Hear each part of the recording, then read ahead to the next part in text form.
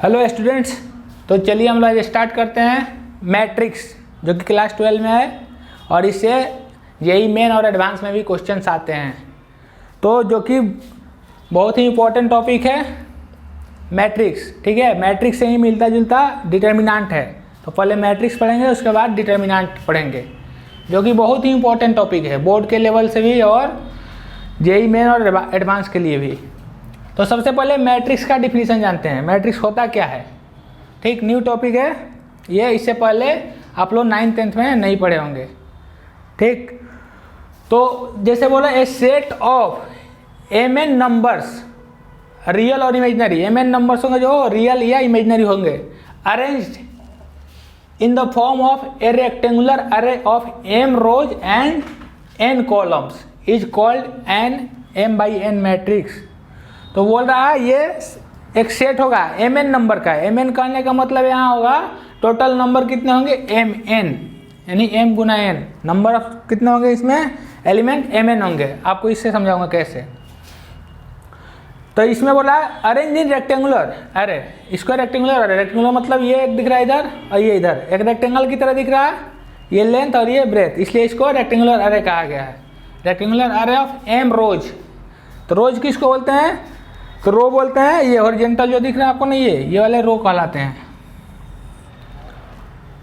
तो इसमें लिखा है रेक्टेंगुलर अरे ऑफ m रोज। तो ये एक रोज हुआ, ये दूसरा सेकेंड रो हुआ, ये तीसरा हुआ, ऐसे करते करते बहुत सारे इसमें, और यहाँ पर m रो हुआ, ये m rows and n columns. Columns कितना होंगे n। तो ये होता है वर्टिकल वाला जो होता है, ये कॉलम होता है। तो फर्स्ट कॉलम, ये सेकेंड कॉलम, ये थर्ड कॉलम, ऐसे करते करते यहाँ ये जेथ कॉलम है और ये nवा कॉलम है। तो डिफिनेशन समझिए, a set of mn numbers, और नंबर रियल या इमेजनरी कुछ भी हो सकते हैं, arranged in the form of a rectangular array of m rows and n columns. यानी m रोज में ये रोज हैं, एक 2 3 4 ऐसे करते हैं, ये m रो है, m रो और n कॉलम, 1 2 3, ये जेवा कॉलम है, ये nवा कॉलम है। तो इसमें mn एलिमेंट बोला है। mn एलिमेंट कैसे होगा, तो यहाँ m इधर से 1 2 3 ऐसे mवा एलिमेंट है ये, और इधर से फर्स्ट सेकेंड थर्ड ये nवा। तो टोटल एलिमेंट कितना हो जाएगा m गुना n, यानी mn एलिमेंट होंगे। इसीलिए यहाँ लिखा हुआ है mn रो, mn एलिमेंट। यहाँ लिखा क्या हुआ है, a set of mn number. mn number मतलब इसमें टोटल कितना है mn। ठीक है, mn नंबर कौन सा है, लास्ट ये वाला। तो अब इसको समझेंगे अच्छे से। ठीक, मैट्रिक्स होता क्या है। तो मैट्रिक्स होता है रेक्टेंगुलर अरे होता है, जो कि इसमें आप रो, ये m बोलने का मतलब m की जगह हम कुछ भी ले सकते हैं, 3 ले सकते हैं, 4 ले सकते हैं, n की जगह भी हम कुछ भी ले सकते हैं, 2 ले सकते हैं, 3 ले सकते हैं। m रोज है तो रोज का संख्या हम यहाँ m रोज मतलब m रो है, m की जगह 2 हो सकता है, 3 रो हो सकता है, 4 रो हो सकता है। और यहाँ n कॉलम है, n कॉलम की जगह n का नंबर 2 3 4 कुछ भी हो सकता है। तो समझा रहे हैं इसमें कैसे, इसमें कुछ शुरू इंट्रोडक्शन टाइप का इसमें जानना होता है कि कौन रो होता है, कौन कॉलम होता है, कौन सा एलिमेंट क्या होता है, तो समझते हैं। तो मान लीजिए मैट्रिक्स ऐसे लिखा था, ये मैट्रिक्स अब क्या है m/n मैट्रिक्स है। m/n, m मतलब पहला, इसमें m जो है ये नंबर ऑफ रोज होगा, और n जो है दूसरा वाला क्या है, नंबर ऑफ कॉलम। तो ऐसे मान लीजिए मैट्रिक्स है। ठीक है, इसमें फर्स्ट एलिमेंट, ये पहला जो यहाँ 1 लिखे हैं, ये 1 1 यानी फर्स्ट रो फर्स्ट कॉलम, ये 1 2, ये 1 3, और डॉट डॉट मान लीजिए ये है आपका A1n यानी nवा कॉलम। यहाँ पर A21 2 लिखा मतलब ये रो है, सेकेंड रो, ये फर्स्ट रो था, ये सेकेंड रो, ये 2 2 2 3, ये है 2n, ये हो जाएगा A31 3 2 3 3, ये है 3n। फिर इसके बाद मान लीजिए ये आपका है mवा रोज, ये m रो है ना, तो mवा रो ये है फर्स्ट कॉलम। फिर यहाँ पर AM2 सेकेंड कॉलम, AM3, और यहाँ पर आ जाएगा आपका AMn, यानी ये जो एलिमेंट है m रोज में है और n कॉलम में है। तो ये m रोज हुआ और n कॉलम nवे कॉलम में है, तो amn। तो देखिए इसमें कैसे लिखेंगे, इस मैट्रिक्स को हम लोग ऐसे भी लिख सकते हैं, A equal to AIJ M/n, ये ऑर्डर कहलाता है मैट्रिक्स का। ठीक है, ये मैट्रिक्स का M/n ऑर्डर है, यानी M/n मतलब बोल दिए किसी मैट्रिक्स का ऑर्डर M/n है, मतलब उसमें M रोज है और n कॉलम्स हैं। अभी समझ में आएगा जब एग्जांपल लेके बताएंगे तो। और इस मैट्रिक्स को हम लोग ऐसे लिख सकते हैं AIJ M/n। AIJ जो है ये I जो है, AIJ मतलब आपका लिखा हुआ है AIJ मतलब ये लिखा हुआ है ith रो यानी आईवा रो और jth कॉलम, यानी AIJ जो है इसमें I जो है ith row and jth column. जैसे मान लीजिए हमने इसमें A12 लिखा हुआ है, तो A12 का मतलब क्या होता है A12, तो A12 1 क्या है, 1 जो है फर्स्ट रो और 2 लिखा है मतलब सेकेंड कॉलम। ठीक, यहाँ पर समझते हैं, यहाँ पर मान लीजिए 2 3 लिखा है, तो 2 3 क्या है, ये 2 3 लिखा है, तो इसका मतलब ये है 2 3 लिखा है मतलब ये पहला जो होता है ये रो होता है, तो ये सेकेंड रो है, सेकेंड रो। और 3 लिखा है, 3 मतलब थर्ड कॉलम में है, थर्ड कॉलम में है, सेकेंड रो थर्ड कॉलम। और जैसे मान लीजिए यहाँ पर 3 2 लिखा है A32, तो यहाँ 3 मतलब ये थर्ड रो, थर्ड रो, 2 लिखा है मतलब सेकेंड कॉलम,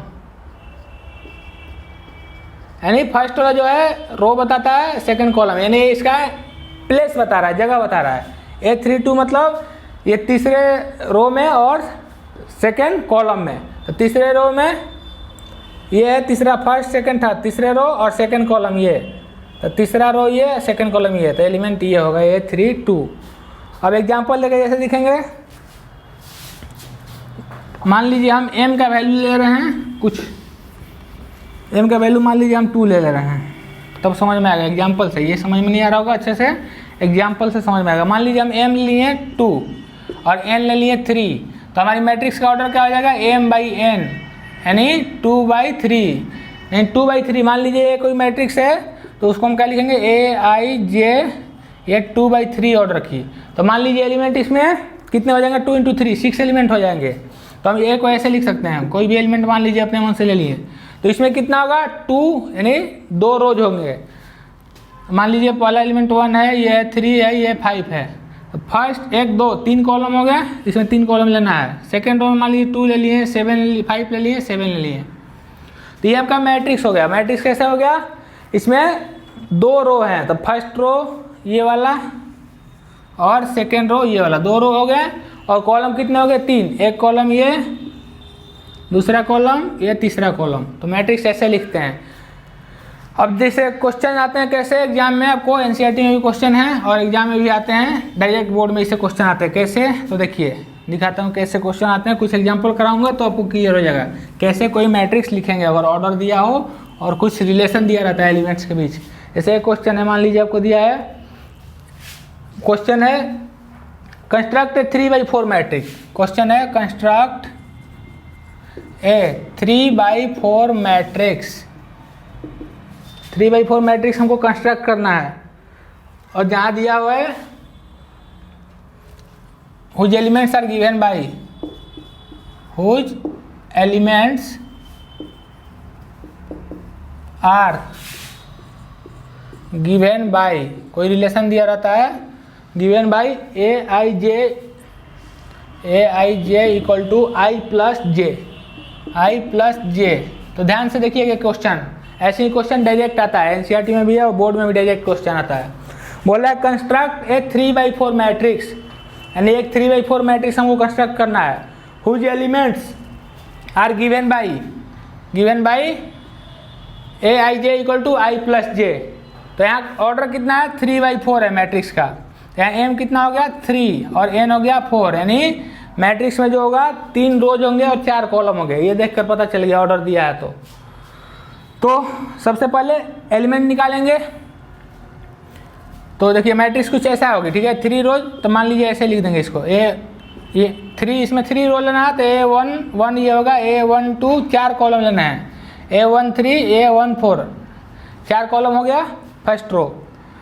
दूसरा ले लिए A21, A22, A23, A24 और यहाँ पे होगा A31, A32, A33 और A34।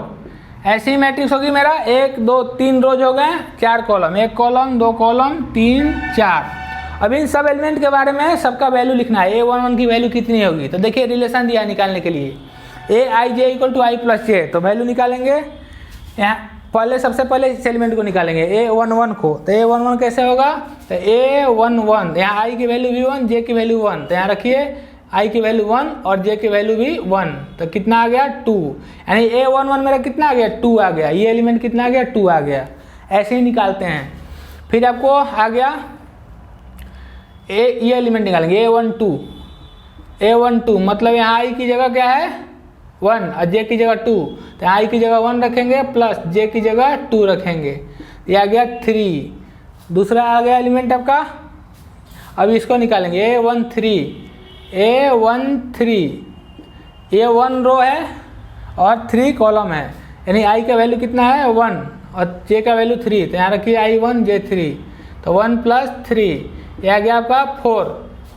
फिर उसी तरह A13 हो गया, A14 निकालना है, A14 फाइंड करना है, तो i की वैल्यू हमारा हो गया 1 और j की वैल्यू हो गया 3, तो यहाँ 1 और j का वैल्यू 4, तो 1 और 4 रखिए, तो 1 प्लस 4 ये आपका हो जाएगा 5। ठीक, उसके बाद ये चारों निकल गए। अब ये निकालने हैं A21, तो A21 निकालने हैं। ठीक, तो यहाँ i की वैल्यू क्या आ जाएगी 2 और j की वैल्यू 1, तो रखिए यहाँ 2 और 1, तो i की वैल्यू 2 और j की वैल्यू 1, तो 2 प्लस 1 क्या आ गया 3 आ गया। A21 के बाद A22, तो A22 तो i की वैल्यू क्या आ जाएगी 2, j की वैल्यू भी 2, तो यहाँ पे रखिए i की वैल्यू 2 और j की वैल्यू 2, यानी ये हो जाएगा 4। रिलेशन सब में ऐसा ही नहीं कि i प्लस j ही रहेगा, कहीं कहीं 2i प्लस j लिखा रहता है, कहीं कहीं 3i प्लस j लिखा रहता है। रिलेशन कुछ भी दे सकता है, उसी के अनुसार निकालेंगे। A22 हो गया। उसी तरह A23 निकालना है, 23 निकालेंगे तो क्या हो जाएगा, यहाँ i की जगह 2 और प्लस j की जगह 3। रिलेशन ये है, ठीक है, ये रिलेशन इंपॉर्टेंट है, जो दिया रहेगा वहीं के अनुसार रखेंगे। दिया जाएगा 5। फिर उसके बाद निकालेंगे टू 3 हो गया 2 4, 2 4 हो जाएगा आपका कितना, i की जगह 2 j की जगह, तो 2 प्लस 4 ये 6। आपके बाद 2 4 हो गया, ये है 3 1, सारे एलिमेंट को निकालना होता है तब मैट्रिक्स लिखेंगे। 3 1 तो रखिए i की जगह 3 j की जगह 1, 3 प्लस 1 4 हो गया। A32 ये वाला 3 2, तो हमारा हो जाएगा i की जगह 3 j की जगह 2, तो ये 5 आ गया। उसके बाद A32 के बाद 3 3 ये वाला, तो i की जगह 3 और j की जगह 3, 3 प्लस 3 6 और A3 4 रखेंगे, A3 4, तो i की जगह 3 j की जगह 4, 3 प्लस 4 कितना होगा 7। सारे एलिमेंट हमने निकाल लिया। अब मैट्रिक्स लिखना है तो कैसे लिखेंगे, देखिए यहाँ से ये आपका ए मैट्रिक्स है, तो कैसे लिखेंगे A equal to A11 element कितना है 2 है, तो यहाँ 2 रखिए। A12 3 है, तो यहाँ 3 रखिए। 1 3 4 है, तो यहाँ 4 रखिए। 1 4 5 है, तो यहाँ 5 रखिए। A21 मतलब यहाँ पर है 21। ये 3 है, तो यहाँ 3 रखिए। 2 2 4 है, तो यहाँ 4 रखेंगे। 2 3 इधर से 5, तो यहाँ 5 रखेंगे। 2 4 यहाँ 2 4 है आपका 6, तो यहाँ 6 रखेंगे। फिर इसका 3 1 देखिए यहाँ और है 4 रखेंगे यहाँ।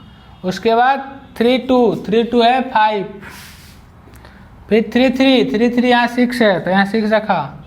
3 4 यहाँ 3 4 7 है, तो 7 रखा। ये आपका मैट्रिक्स ए हो गया।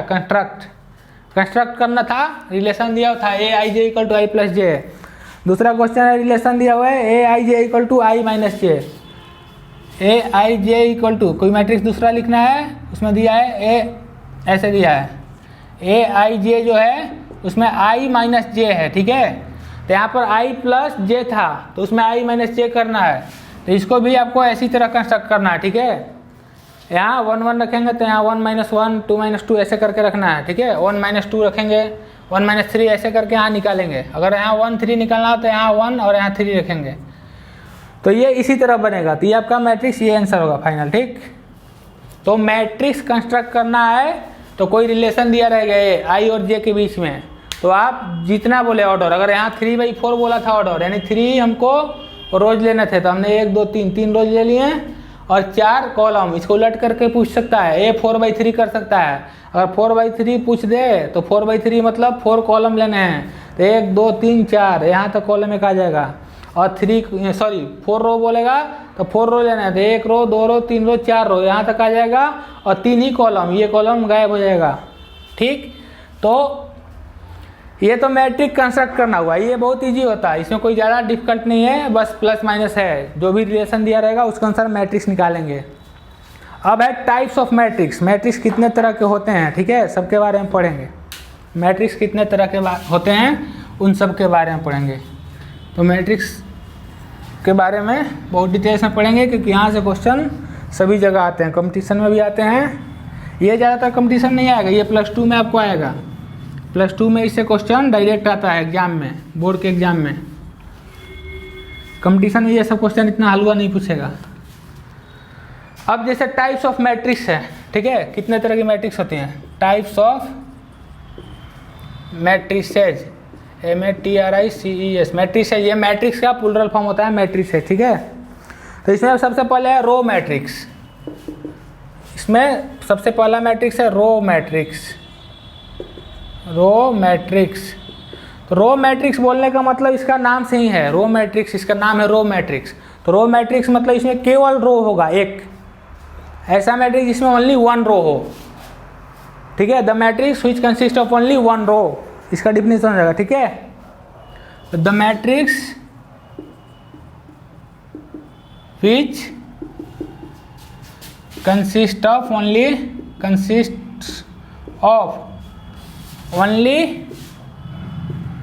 1 रो, जिसमें एक ही रो हो, उसको हम लोग बोलेंगे रो मैट्रिक्स, ठीक।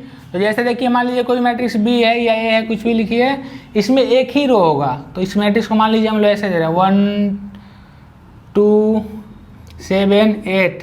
तो इसमें कितना रो है, एक रो है, कॉलम 4 है, तो कॉलम से मतलब नहीं है, कॉलम 4 हो 10 हो 15 उससे मतलब नहीं है। इसमें ओनली रो कितने हैं, 1, जिसमें 1 रो हो उसको हम लोग बोलेंगे रो मैट्रिक्स। इसका ऑर्डर कितना है, तो ऑर्डर यहाँ रो कितना है, एक रो है तो 1, कॉलम कितना है 1 2 3 4 कॉलम है तो 1/4 है, ठीक। तो कोई अगर मैट्रिक्स बी हो या ए हो तो उसको हम लोग ऐसे लिखेंगे, A = A, इसमें तो रो 1 होगा और कॉलम कुछ भी हो सकता है, जे मान लीजिए, कॉलम मतलब इसमें कॉलम की संख्या 3 4 5 6, उसका रेस्ट्रिक्शन है, रेस्ट्रिक्शन कहाँ है, रो के नंबर पर, यानी नंबर ऑफ रो कितना होगा 1।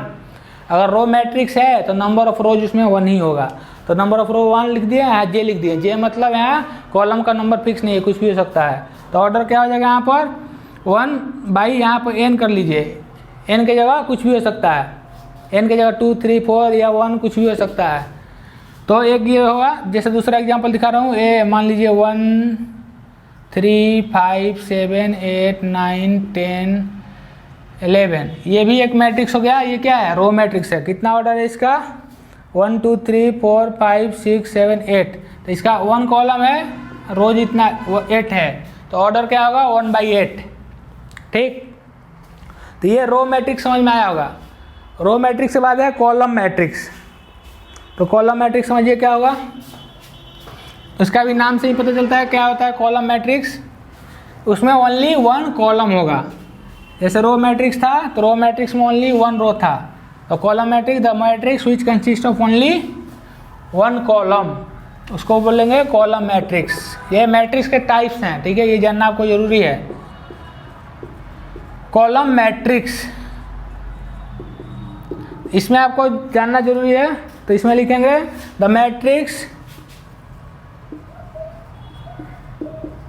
which consists of only one column, जिसमें ओनली वन कॉलम हो उसको हम लोग बोलेंगे कॉलम मैट्रिक्स। जैसे एग्जांपल देखिए, एग्जांपल में मान लीजिए ए है कोई मैट्रिक्स, तो इसमें मान लीजिए हमने ले लिया 3 5 6 9। ये क्या है? कॉलम मैट्रिक्स है। क्या? क्योंकि इसमें एक ही कॉलम है। रोज कितने हैं इसमें? 1 2 3 4, 4 रोज हैं। तो इसका ऑर्डर क्या देंगे? रो बाई कॉलम होता है ऑर्डर। तो रो है 4, कॉलम है 1, तो 4/1 इसका क्या हुआ? ऑर्डर हुआ। इसको लिखेंगे कैसे? सिंबॉलिक में। तो ये लिखेंगे, यहाँ रोज तो फिक्स नहीं है, तो रो का नंबर हम मान लेंगे i, और कॉलम का नंबर फिक्स है 1। ठीक, तो कॉलम का नंबर फिक्स है 1, रोज होगा। इसका ऑर्डर क्या हो जाएगा? इसमें मान लीजिए आई कितना रो है, इसमें मान लीजिए रो कोई भी हो सकता है, यह अपने पर डिपेंड करता है। यहाँ मान लेते हैं m रोज है और कॉलम तो फिक्स है 1, तो इसका ऑर्डर हो जाएगा m/1। m/1 मतलब इसमें m रो हो सकते हैं, m की जगह आप 2 4 6 कुछ भी रखिए। ठीक, और ये इसमें ओनली 1 कॉलम होगा, इसलिए इसका नाम है कॉलम मैट्रिक्स। इसमें ओनली 1 कॉलम हो, ठीक, उसको बोलते हैं कॉलम मैट्रिक्स। अब एक स्क्वायर मैट्रिक्स, ये तो समझ में आ गया होगा। कॉलम और रो इतना नाम से ही पता चल रहा है। रो मैट्रिक्स मतलब ओनली 1 रो होगा, कॉलम मैट्रिक्स मतलब ओनली 1 कॉलम होगा। अब ये ऑर्डर ध्यान रखिए कैसे लिखेंगे, पूछ देगा एग्जाम में कभी कभी, ऑब्जेक्टिव में पूछ देगा what is the order of column matrix, तो उसमें ऑप्शन में दिया रहेगा m/n कुछ भी दिया रहेगा, लेकिन आपको ध्यान रखिएगा उसमें कॉलम 1 रखना है। तो अगर इससे m/1 कहीं दिया हो तो इसमें कॉलम 1 है, तो ये आपको टिक करना होगा। ठीक, ऐसा ऑब्जेक्टिव में आता है m/1, या ऐसे दे देगा m/n, n के बारे में कुछ नहीं लिखा रहेगा। अगर यहाँ n1 होगा तभी जा करके ये कॉलम मैट्रिक्स होगा। तो ये ध्यान रखिएगा, ऑर्डर ऐसे होता है m/1 फॉर्मेट में होता है, या n/1 फॉर्मेट में होगा, या p/1 फॉर्मेट में होगा। ये कुछ भी हो सकता है रो, लेकिन कॉलम क्या होगा? फिक्स होगा 1, इसलिए इसको कॉलम मैट्रिक्स बोलते हैं। ओनली 1 कॉलम होता है। तो रो मैट्रिक्स हो गया, कॉलम मैट्रिक्स हो गया। अब है स्क्वायर मैट्रिक्स। ठीक, तो अब स्क्वायर मैट्रिक्स देखेंगे अगला वाला, जिसका नाम ही है स्क्वायर। ठीक, तो स्क्वायर में क्या होता है? स्क्वायर की जैसे हम लोग पढ़ते हैं तो स्क्वायर की सभी साइड्स क्या होती हैं? इक्वल होती हैं। तो उसी तरह इसमें भी नंबर ऑफ रोज और नंबर ऑफ कॉलम्स क्या होंगे? इक्वल होंगे। तो स्क्वायर मैट्रिक्स थर्ड वाला है, ध्यान से देखिएगा, ये बहुत इंपॉर्टेंट है, इसी से डिटर्मिनेंट स्टार्ट होता है। स्क्वायर मैट्रिक्स, इसमें नंबर ऑफ रोज और नंबर ऑफ कॉलम्स क्या होते हैं? इक्वल होते हैं। तो इसमें लिखेंगे ए मैट्रिक्स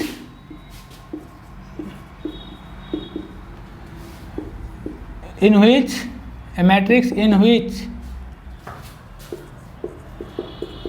number of rows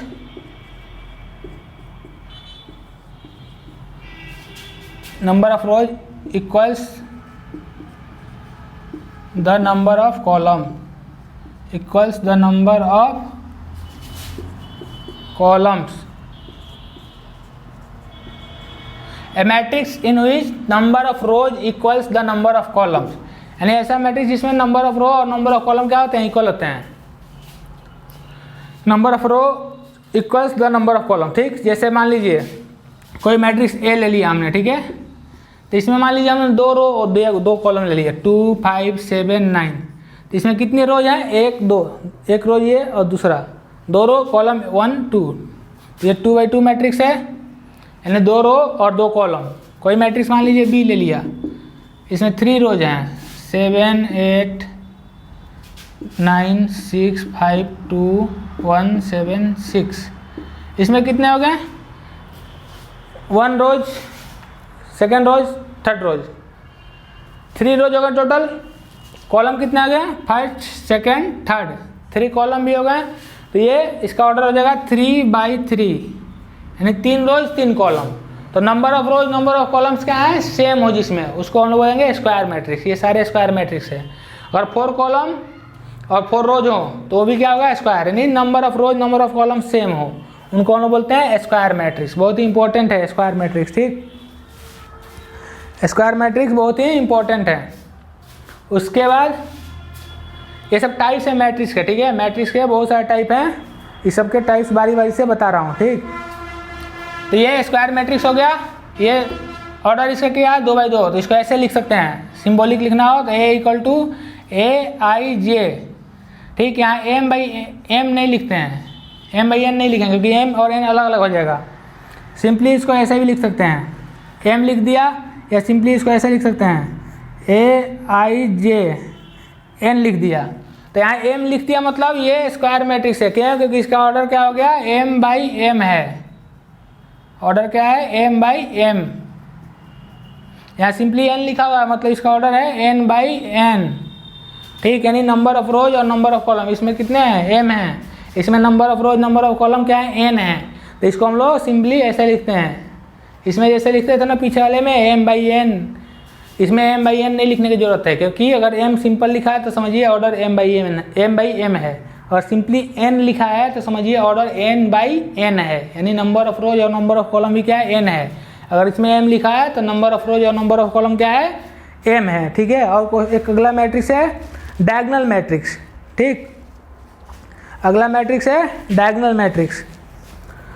तो ये सिंपली इसको ऐसे भी लिखते हैं M/M या N/N, ठीक है। और सिंपली अकेला भी लिखा है तो समझिए उसका ऑर्डर फिक्स है। तो नंबर ऑफ रोज और नंबर ऑफ कॉलम किसमें क्या होता है? सेम होता है, ठीक। अब है डायगोनल मैट्रिक्स। अगर कोई मैट्रिक्स अगर ऐसे है M/M ऑर्डर की है तो इसको बोलते हैं स्क्वायर मैट्रिक्स है, तो सिंपली बोलते हैं ए मैट्रिक्स ऑफ ऑर्डर M। अगर ऐसे लिखा हुआ है कहीं पर भी M/M तो इसको हम लोग बोलते हैं matrix of order M। A matrix of order M बोलने का मतलब हुआ वो स्क्वायर मैट्रिक्स है, वो M/M ऑर्डर की मैट्रिक्स है, यानी रोज भी M है और कॉलम भी M है, ठीक। नंबर ऑफ रोज और नंबर ऑफ कॉलम क्या है? M है। इसको पढ़ते हैं order matrix of order M, या ए मैट्रिक्स ऑफ ऑर्डर N बोल दिया, ए मैट्रिक्स ऑफ ऑर्डर N बोल दिया। तो इसमें N मतलब ये मैट्रिक्स N/N ऑर्डर की है, यानी नंबर ऑफ रोज और नंबर ऑफ कॉलम क्या है? सेम है, ठीक है। तो चलिए उसके बाद आप पढ़ते हैं डायगोनल मैट्रिक्स। तो डायगोनल मैट्रिक्स, डायगोनल तो पढ़े होंगे स्क्वायर में, जैसे भी स्क्वायर पढ़ा था, स्क्वायर में डायगोनल भी होता है ना, तो उसी से रिलेटेड है डायगोनल मैट्रिक्स। इसमें कोई ज़्यादा रट्टा मारने की जरूरत नहीं पड़ती है, सिंपल समझना है और माइंड में रखना है। अब है डायगोनल मैट्रिक्स, नाम से ही पता चल रहा है डायगोनल, डायगोनल मैट्रिक्स। तो डायगोनल मैट्रिक्स में क्या होता है? जैसे स्क्वायर में डायगोनल होती है, जैसे मान लीजिए कोई स्क्वायर ऐसा है, इसमें ऐसे डायगोनल होता है ना, एक डायगोनल ये और एक डायगोनल ये होता है, दो डायगोनल होते हैं, लेकिन इसमें एक ही डायगोनल की बात होगी, इस डायगोनल की बात ना होगी, ये डायगोनल की बात होगी, ठीक, ये वाली डायगोनल की। तो डायगोनल मैट्रिक्स में क्या होता है? वैसी स्क्वायर मैट्रिक्स जिसमें डायगोनल एलिमेंट जो हो जीरो ना हो, और नॉन डायगोनल एलिमेंट क्या होंगे? जीरो होंगे। जैसे मान लीजिए डायगोनल नॉन डायगोनल क्या होता है? जैसे मान लीजिए कोई मैट्रिक्स ये है 2 3 5 7, तो इसमें डायगोनल एलिमेंट कौन सा? ये डायगोनल हुआ, ठीक है, ये डायगोनल माना जाता है मैट्रिक्स में, इसको डायगोनल ना लेंगे, ठीक है।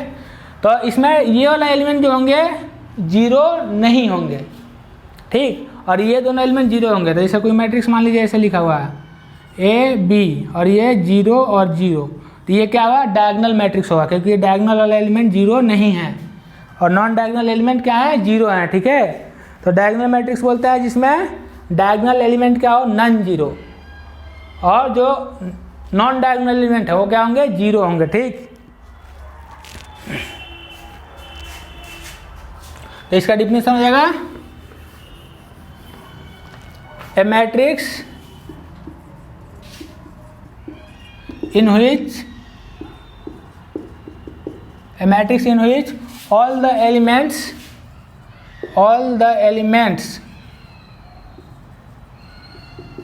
except diagonal, all the elements are zero except diagonal, या all the elements except diagonal elements are zero. यानी कहने का मतलब क्या हुआ?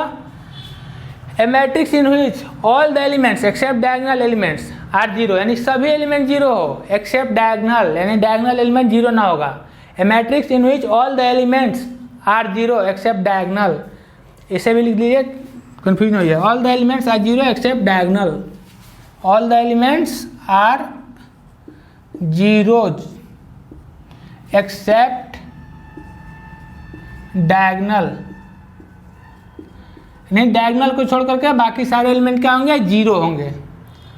जैसे मान लीजिए कोई मैट्रिक्स है ए, ठीक, ये 3 है, ये 0 है, ये 0 है, ये 5 है, 0 है, 0 है, ये है आपका 7 0 0, ठीक। तो ये मैट्रिक्स है, इसमें डायगोनल एलिमेंट आप किए हैं, तो ये क्या है, नॉन जीरो हैं, बाकी सारे एलिमेंट क्या हैं, जीरो हैं। तो वही लिखा all the elements are zero except diagonal, यानी डायगोनल वाले एलिमेंट जीरो नहीं होंगे, बाकी सारे एलिमेंट क्या होंगे, जीरो होंगे, ठीक है। तो इनको हम लोग बोलेंगे स्क्वायर मैट्रिक्स, ठीक, समझ में आ रहा है ये। तो डायगोनल मैट्रिक्स सिंपल, डायगोनल वाले एलिमेंट क्या होंगे, नॉन जीरो, और जो नॉन डायगोनल होंगे यानी डायगोनल के अलावा जो एलिमेंट होंगे, डायगोनल ये हैं, इनके अलावा ये है एलिमेंट, तो ये सब क्या होंगे, जीरो होंगे, लड्डू।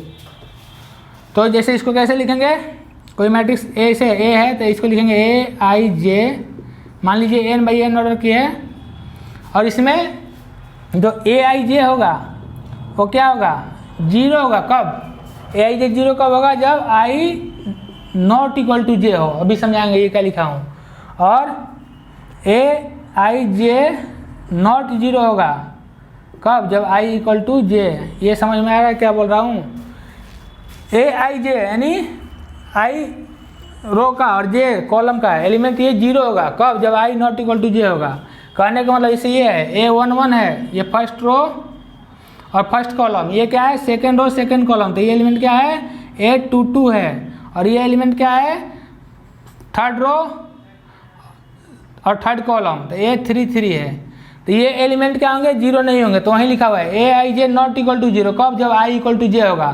तो यहाँ 1 1 है, यानी आई और जे बराबर है ए 2 2, देखिए कौन कौन जीरो होंगे, नहीं होंगे, ए 1 1 जीरो नहीं होगा, ए 2 2 भी जीरो नहीं होगा, ए 3 3 भी जीरो नहीं होगा।